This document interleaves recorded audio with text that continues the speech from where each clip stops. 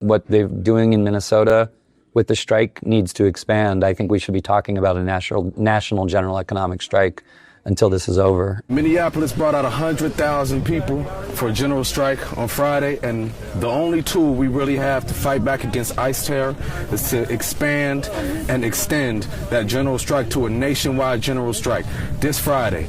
No work. Cut it all off. So it turns out that Minnesota's one-day strike is proving to be a lot more successful than any of us realized, because it's not just that a lot of people turned out in high numbers and 700 businesses closed down for the day. They're also getting the Trump regime to start to buckle under the pressure of their demands, and they also apparently scared the shit out of Minnesota-based corporations, 60 of which signed onto an open statement calling for a de-escalation of tensions. And for all of these corporations to come together directly after a general strike to say anything is pretty significant. And my hope was that if their one-day general strike was a success, that would help build momentum towards a national general strike. And I am pleased to report that that is exactly what's happening. You just heard from two celebrities who called for national work stoppages, which feels significant. But they're not the only ones, because Pedro Pascal shared this image to his 11.6 million followers on Instagram, calling for a national strike. And more importantly, he promoted Friday's national shutdown as well, with a link to the organization's website that encourages people to participate by boycotting work, school, and consumer spending for the day. And I get that celebrities no longer have the cultural cachet that they used to have, but them using their platforms for the greater good is still a net positive. Furthermore, them talking about a general strike alone is important because it signifies just how mainstream the idea has become, because a lot of celebrities, let's face it, they are completely out of touch. So if the people at the bottom of our social hierarchy are getting through to those towards the top, that's a pretty good indication that the message is finally being received. And celebrities sharing information about a general strike then creates buzz about a general strike. And then mainstream news outlets like Newsweek then begin to report about how Hollywood is now calling for a general strike too. And this is how you build momentum and work towards something bigger and more impactful. But having said all of that, the mainstreamification of popular movements, it can be a double-edged sword, because there is a real risk of co-optation by elites who are going to try to hijack it and use it for self-promotion, or try to commodify it and turn it into a marketing stunt or water it down. I'm not saying that these celebrities are going to do that, but if other people try to hop on the bandwagon like politicians, then that can actually be something that is dangerous to the cause. This is what Democrats did with other protests in the past, and we have to make sure that that doesn't happen again, that, they're the ones who are also the target of a general strike, because the goal is to inflict as much economic pain as we can on elites by grinding the economy to a halt. And once you bring the powers that be to their knees, you then extract a very specific set of concessions from them. And if the demands from grassroots activists and labor aren't being heard, and their voices are being usurped by figureheads, then it's nothing more than a glorified protest at that point, and that's not going to amount to anything in this day and age. Now, as Vic Mensa and Pedro Pascal pointed out, Friday is another general strike. This time it's at the national level, and much like the first strike in Minneapolis, this one is intended to test the waters again and build even more momentum towards a national general strike that's bigger, because we're still not where we need to be just in terms of numbers. General Strike US, which is an organization formed before the Minneapolis strike and has been at it for years, contends that 3.5% of the population, or 11 million Americans, need to participate in order to inflict enough damage to actually get our demands met. And at this point, they've only got 430,000 people on board with their effort. Now, the National Shutdown Organization, which is behind Friday's strike in Minneapolis, doesn't say how many people took their strike pledge, but they do seem to have some real organizational muscle behind them, with endorsements from 5051, tenants' rights organizations, immigrants' rights groups, and also CARE, which is pretty significant. So we're kind of seeing a convergence of civil rights and civil liberties organizations, which is a really important step. And my hope is that both of the separate entities trying to stage a general strike come together as well, because coordination is key for something on this scale to be pulled off. Now, one conspicuous absence from that list of endorsements is labor unions. Don't get me wrong, there's a couple there, but unions are going to be the backbone of any general strike. And in order to have maximum leverage, you need unions across multiple sectors to participate. But even if they haven't signed on to that particular strike, the idea is indeed proliferating in labor circles because, as the American Prospect points out,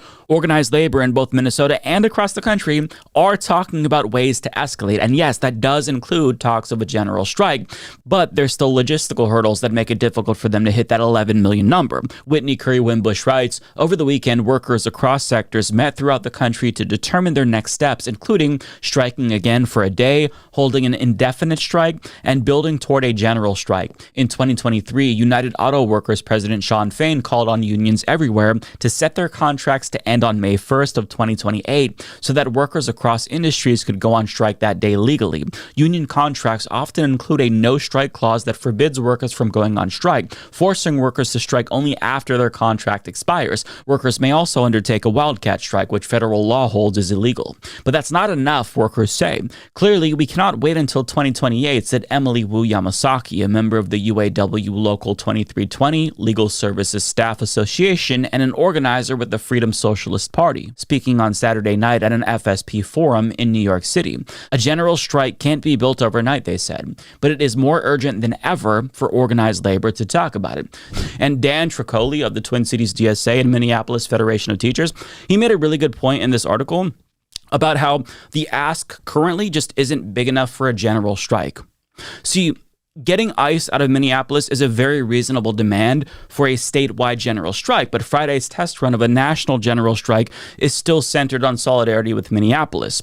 And to get more Americans on board, you have to get them to absorb the economic costs associated with a work stoppage. It's a risk, right? There's a cost to participating in a general strike. And to get them involved, you got to make the ask bigger. So that way they're not going to have to strike again if ICE comes to their city next, because they might not have the means to engage in a second or third general strike by the time ICE is at their doorstep. And that's not to say that solidarity with Minneapolis isn't important. It very much is. But as a matter of practicality, the biggest turnout is going to hinge on an ask being big enough that makes it worthwhile for enough people to participate. So Tricoli makes the point that it's unfeasible to do this in every single city, so you have to oppose the entire regime and what they're doing. Like, you have to make a massive ask so everybody wants to get involved, that it affects them all equally. And that means you call on Trump to resign. And that sounds unreasonable. Like, that demand is inconceivable because he would never consider that, right? Well, when the economy is bleeding billions of dollars every single day, elites will fucking move mountains to stop the hemorrhaging. So you need a very, very big ask. But again, to make that demand, to make a demand of that size, you need enough people to participate in big enough numbers to increase the odds of success. Because, you know, success isn't a foregone conclusion, and that's something that we also have to come to terms with.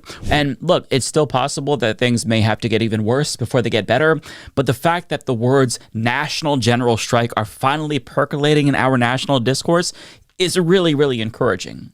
And it's all thanks to the anti-fascist resistance that we're seeing from Minneapolis. They are proving that resistance is effective. And I don't want anybody to think that, like, I'm trying to give them false hope, because at the end of the day, the cynic in me still thinks that a national general strike on a massive revolutionary scale is very unlikely. But the fact that the mere threat of one is now being made and it's causing waves, that is really nice to see, right?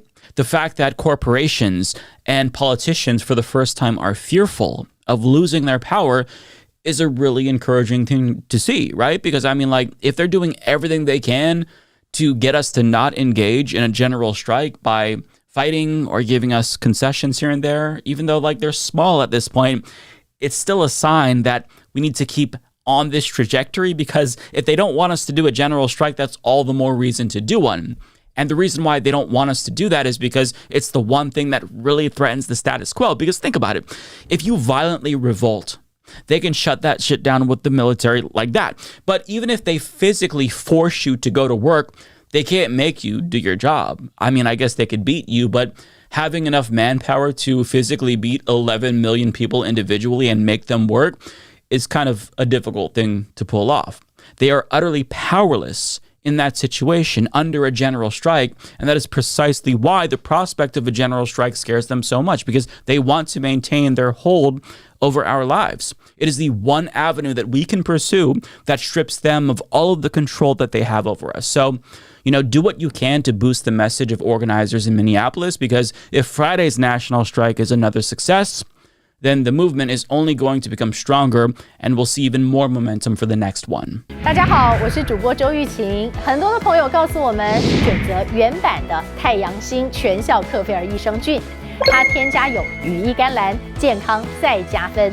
而有睡眠困扰的朋友们，赶快选择蓝色包装这一款晚安加强版，绝对是更有感。